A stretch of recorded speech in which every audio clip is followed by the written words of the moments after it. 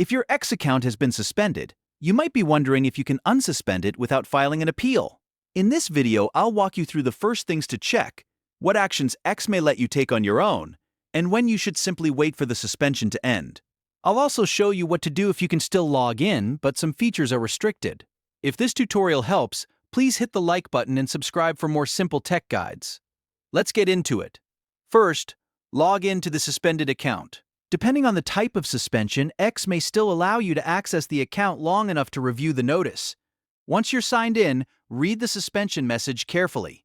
This notice usually tells you why the account was limited and whether there is a self-service step available.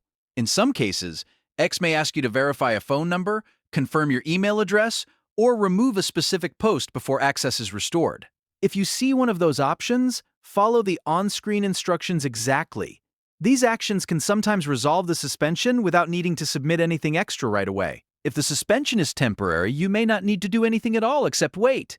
Some account locks or restrictions end automatically after the stated period is over, so check the notice for any time frame or date mentioned. If you can still enter the account, but certain features are blocked, go to your recent tweets and look for anything that may have violated X's rules.